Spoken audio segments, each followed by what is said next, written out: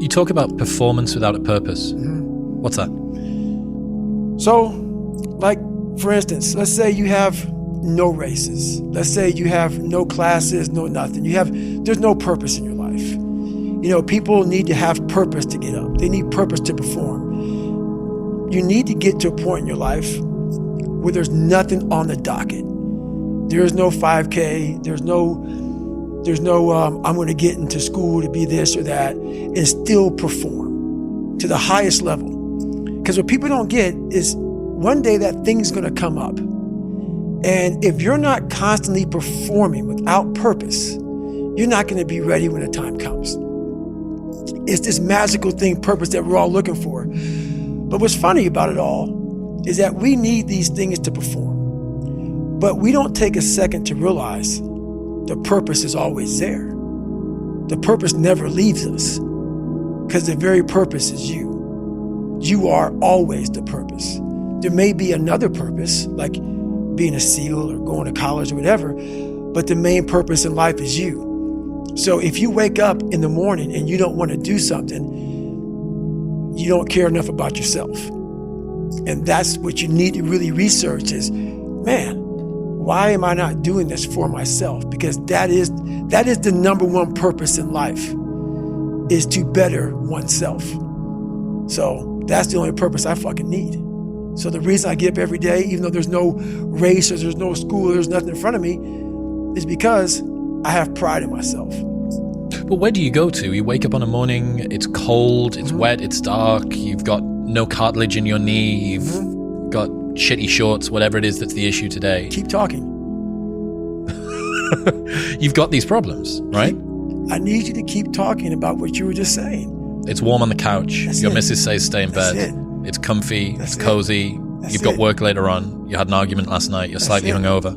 Because I know every motherfucker ain't going to do what I'm going to do. So this is how you level up. That's how you level up. I know there's a whole bunch of people with that right there.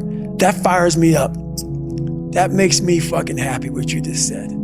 That brings joy to my life right there. Why? Because I know there's so many people that have the ability and just refuse to get off that couch. Refuse to study a few more hours. Refuse to go deeper, to go further. And that's where I gain the advantage.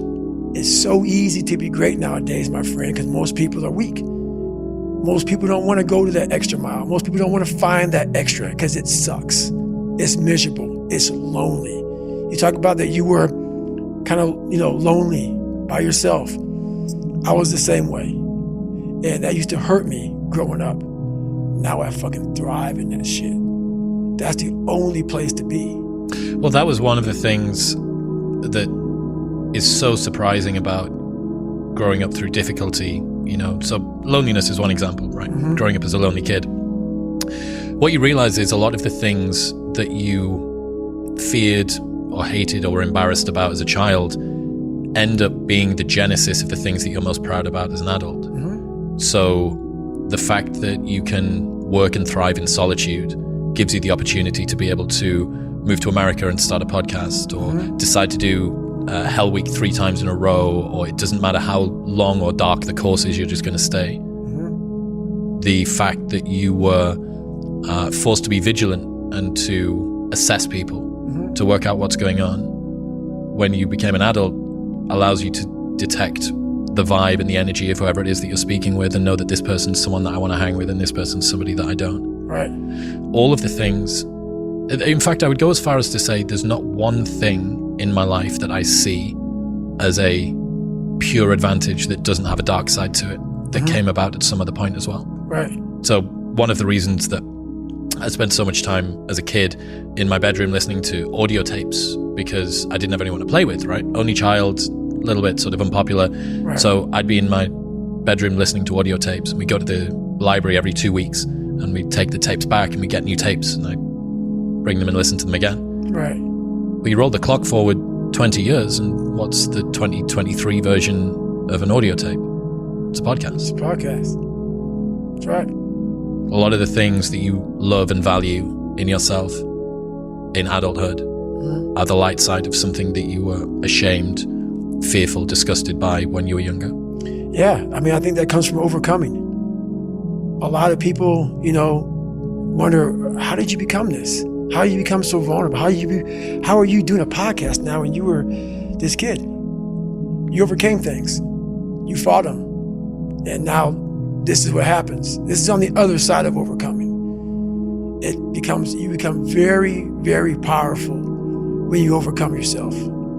All those things you once cowered from, you were afraid of, when you face them eye to eye every day, you now become a person who has a great podcast. Let's say that there's someone listening who resonates with what you're talking about. Mm-hmm. They've been through trauma, they've been through hard times, mm-hmm. but they keep breaking promises to themselves, mm-hmm. and they're struggling to get off the couch, and they're having a pity party. Mm-hmm. How can they stop feeling sorry for themselves? That's a difficult one, because you have to want it. You have to want to be better. And it starts off with, you have to have pride in yourself. You have to have pride in yourself. You have to have, there's something about you, whether it's your last name, whether it's just the smallest thing, you have to be proud of yourself. And if you have no pride of yourself, I can't give it to you. Because you're always going to compromise. You're always going to fold. Always. I'm very proud of myself. That's why when people said, no way you can do better than Can't Hurt Me. Roger that. We'll fucking see. It's that pride that wakes you up. Now I'm not talking about bad pride. I'm the attention to detail for the human being I want to do. I call this thing, like, I want to be the standard.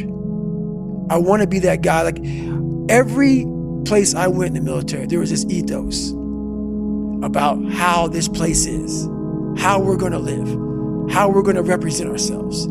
And I walked around and I saw that most people didn't live up to that ethos. Like, if you go to whatever company, they had this mission statement on how we want to run our company. I made one for myself on how I want to be. And that is why, if people can make up a mission statement, an ethos in which they want to live by, and every morning you wake up, you hold yourself accountable to that mission, not a company's, your own. Make up your own mission statement. What do you want to be in life? And once you do that, now you can work with somebody to get better. You can work with yourself to get better. But until you know what you want to stand for, you will always just be sitting down. You'll never stand for anything. What's that quote? If you don't stand for something, you'll fall for everything. That's it. It's a true statement. In the book, you talk about Roger That, there being two types of Roger That. I absolutely adore the second type. Received, orders given, expect results. That's it. So cool. Above and beyond, more than was expected. That's right. To the letter. That's Roger That. That is, for me, what Roger That means. Received, orders given. Yep. Expect results. Expect results. That's right. So fucking dope. That is it. That is it. And when you hear that from somebody who gets it, you know it because you can look in their eyes. You feel that energy, man. It connects immediately. They're out here to get a job done. Roger that.